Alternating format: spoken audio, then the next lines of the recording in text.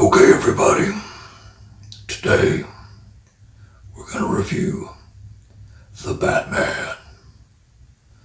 So come at me, bro.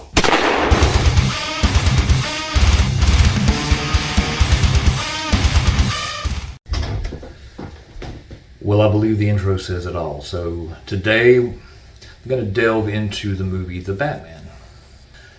Now, we went to the theater to see this movie, and based on the reviews I was given by a lot of my friends, this was going to be the best Batman movie that has ever existed. I am a big fan of the Dark Knight series, specifically the Heath Ledger Joker. Why so serious? So it had some pretty big shoes to fill. And if I'm being honest, Say the words. I wasn't overall that impressed. Oh, come on. Now,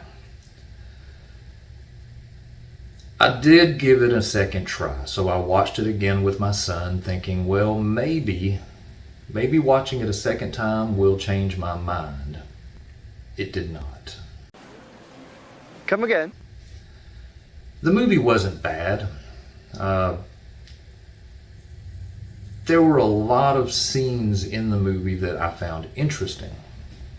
I think you could have cut out roughly an hour's worth of the material in there and I would have still seen the same movie. Damn, son! It was a lot of overkill. And if I'm being quite honest, I really liked the movie better the first time I saw it, when it was called Seven. No! You tell me that's not true. That's not true. Become vengeance, David. I'm vengeance. The story was roughly the same. I mean, when you look at the comic book, as far as the history of the Batman through the Detective Comics, it did a pretty good representation of how that adaptation went. So I'm not hating on it, but at the same time, I'm not going to say that it was the best Batman movie ever, because it wasn't. Okay, kill him! There were others that were better, and the Christopher Nolan ones, I would say, were much better. It was just depressing. Now, Colin Farrell as the Penguin, amazing. Oh, take it easy, sweetheart. You looking for me? He was probably my second favorite Batman villain that I have seen in any of the movies. I think he did a fantastic job. And I had no idea that was Colin Farrell until I saw him on the Hot Ones, eating hot wings and being interviewed by Sean Evans, and they brought the movie up. How does playing the Penguin in a costume in which you look unrecognizable, how does that shape or inform a performance? For me, it was absolute liberation. Blew my mind. I would have never thought that was Colin Farrell, so he did a fantastic job. That is a Gary Oldman style acting job. Gary Oldman, who ironically did play in the Christopher Nolan movies as Commissioner Gordon, is a well-known chameleon. A lot of times you don't know that that's Gary Oldman until you see the credits. He's just that good an actor. He did a great job. And the most interesting scene in the movie to me was the scene where he got into the race with the Batman. That was just by far the highlight. Now let's get to some of the other characters in the movie. First, there was Commissioner Gordon. Well. And that Commissioner Gordon, who's a really good actor, I can't fault him for his acting. I think he did a really good job. But he was almost like Laurel and Hardy, and he was Hardy. He was second fiddle to Batman's intelligence. It's almost as if the guy shouldn't be a police commissioner. He should just be a sidekick. Now, as far as Alfred goes, again, fantastic actor. I mean, I love his movies, and I've always been a fan. Alfred was almost a non-factor in this movie. I didn't find him all that compelling when he got into his explosion. If he had died, it really wouldn't have made me cry, because I wasn't wasn't drawn to him. I didn't feel like that was a character that I cared enough about to be emotionally attached to. You dick! I just wasn't.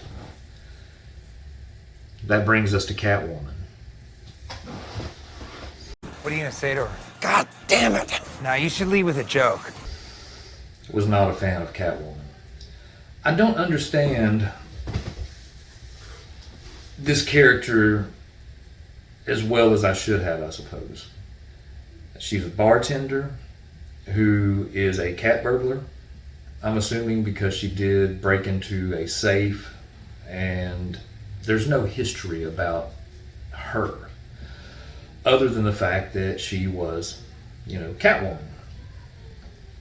The story revolves around her girlfriend who was abducted and murdered, and the mystery is who done it.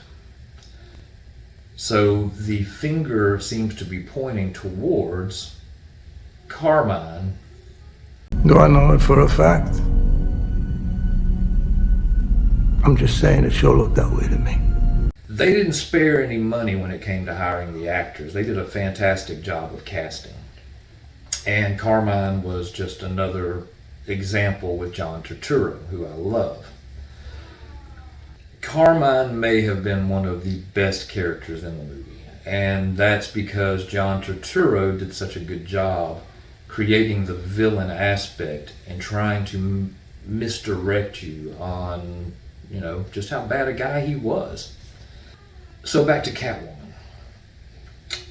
She wasn't compelling to me. I wasn't impressed overall with the acting. That brings us to our main villain, the Riddler. I really enjoyed the Riddler. I think he did a fantastic job. So kudos to him in what limited time he had on screen. I watched a video before doing this just to kind of refresh myself of his character, and the video said that it had every scene that the Riddler was in during a 2-hour and 50-something minute movie. The total amount of time that he was in the movie was 7 minutes. So to establish yourself as the villain and still be somewhat compelling and memorable in 7 minutes, he did a great job. He was essentially Kevin Spacey in Seven. He came up with all these crimes that he committed, and all of them had a meaning. It was all about the corruption of the city and pointing that out to the people. He then essentially turns himself in, just like Kevin Spacey did in Seven, when they arrested him at the diner so that the remainder of his plan could be complete. And in this case, you had the Riddler, who was only in the movie for 7 minutes. You had Commissioner Gordon, who's a great actor and had a lot to offer, was basically a sidekick. He was not interesting in the least to me.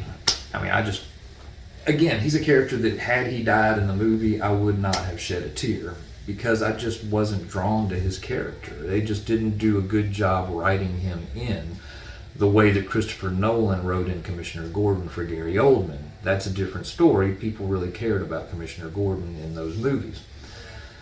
And then we get to Robert Pattinson as the Batman.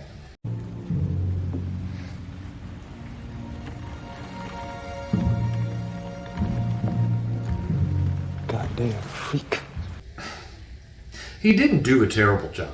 I didn't expect much from him because he is, he's the Twilight guy, so a lot of people were apprehensive about him playing this role. I don't think he did a bad job. I just don't think he was Batman and Bruce Wayne, which are two different characters. The purpose of Bruce Wayne, in all the movies I've seen and the comic books I read, was to throw the scent off of Batman. So Bruce Wayne was the total opposite. He was flamboyant, he threw his money around, he was in the media a lot so people could see his face and it would never dawn on them that he might be someone of the stature of the Batman. He never had fond things to say about the Batman, so it really threw him off of the scent because to the public, he gave the impression that he did not agree with the vigilante ideals. Overall, it was a good watch for one time. I've watched the Christopher Nolan Batmans multiple times. They're good movies, and I enjoy going back and watching them a second time. I think it's better than the Val Kilmer Batman. I think it's better than the second Michael Keaton Batman, and I think it's absolutely better than the George Clooney Batman, where he had his little nipples. But it's not better than any of the Christopher Nolan Batmans, and being honest, I didn't like Ben Affleck as Batman, but when he was cast. But I am a fan now. I think he's done a really good job of being Bruce Wayne and Batman. So if I had to go down a list, I would go with the Christopher Nolan, I would have to go with the JLA, and then I would go down to the Michael Keatons, because I really enjoy Michael Keaton as Bruce Wayne. I think he nailed it. He nailed it. I think that Christian Bale nailed it. They were perfect Bruce Waynes. Other than that, Bruce Wayne was just kind of there, and we were there to see the Batman, but they made Batman compelling. So, overall, not a great movie. Not as good as everyone stated it. I've heard Joe Rogan say it was the best. I've heard friends of mine say it was their favorite one ever. And I think it's because it's new, and we were kind of looking for something to entertain us because we've been through so much recently that I think that's why they latched on. But other than that, I don't believe it was that great a movie. Get down in my comments, let me know what you think. Hit the bell, subscribe, like this video, let people share it. Let's get some people talking about this, because I know there's a lot of people that are going to disagree with me and say what a wonderful Batman this was. I just wasn't overall impressed. Next time you do a Batman movie and you have a good villain like we had with the Riddler in this one, put him in the movie. Let's see him a little more. 7 minutes out of 3 hours is just not enough time to make me really involved with the villain. I was more involved with the Penguin and Carmine than I was the Riddler, and they weren't the main protagonist. So that just doesn't make sense to me. So give me in the comments, let me know what you think. Until the next time, guys, Come at me, bro.